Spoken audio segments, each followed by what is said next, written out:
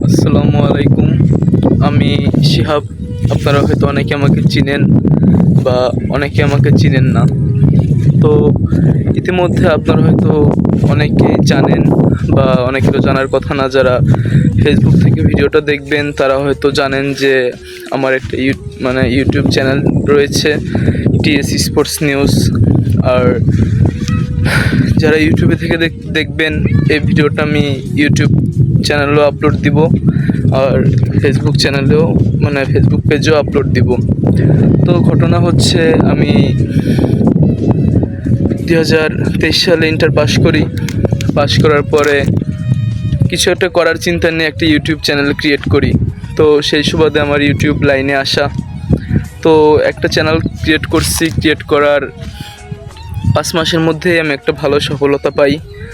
তা যার ফলে দেখা যায় কি যে আমার চ্যানেলটায় অল্প কিছু দিনের মধ্যেই অনেকগুলো সাবস্ক্রাইবার অর্জন হয়। আমার চ্যানেলে প্রায় 2,79,000 সাবস্ক্রাইবারের মতো আমার টিএস স্পোর্টস নিউজ চ্যানেলে রয়েছে।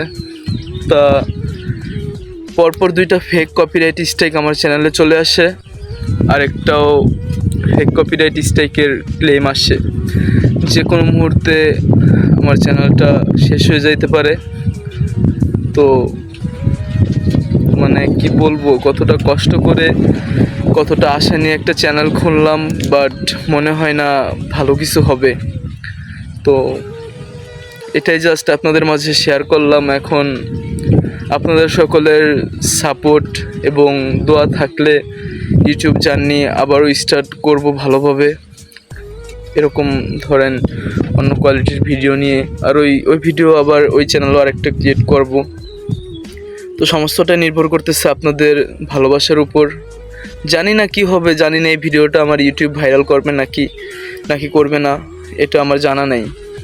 তো জাস্ট কি বলবো, এতটা কষ্ট লাগতেছে, এই কষ্ট বলে বোঝানোর মতো না। দুপুরবেলা হঠাৎ করে দেখি কি যে আমার চ্যানেলে একটা ফেক কপিরাইট স্ট্রাইক আসে। আমি কিছুই জানি না।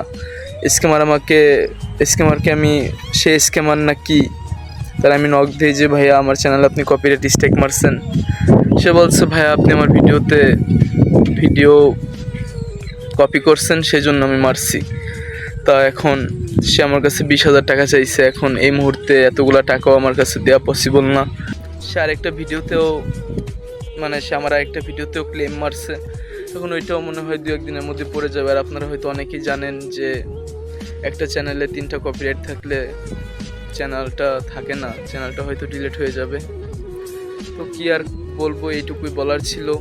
এখন যদি আপনারা চান, আপনারা যদি ভালোবাসা দেন, তাহলে আমি ইউটিউব লাইনে থাকবো। আর না হলে কি, মধ্যবিত্ত ফ্যামিলির ছেলে আমরা, কিছু না কিছু একটা করতে হবে।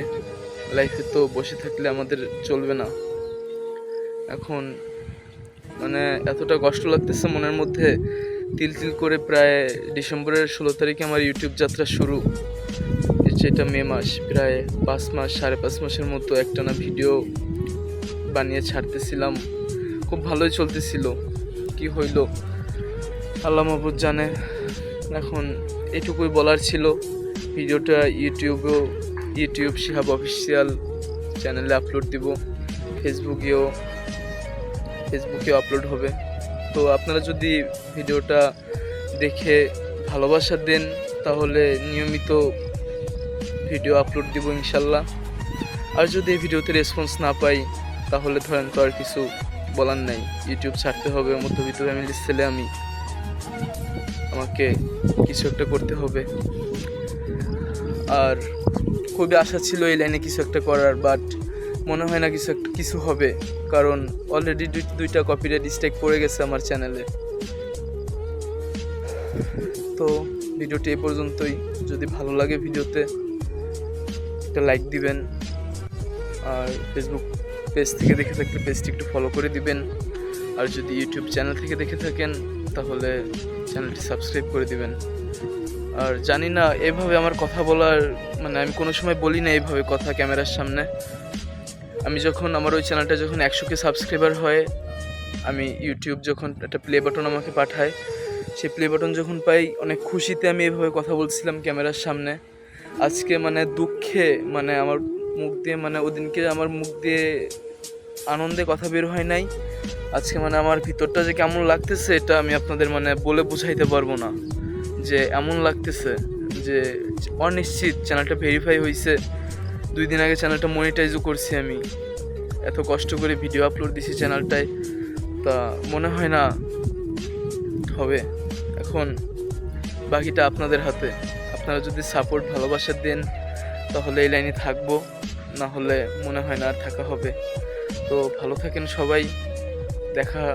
আপনারা যদি চান তাহলে দেখা হবে পরবর্তী ভিডিওতে, আর না হলে নাই। ভালো থাকেন, আল্লাহ হাফেজ।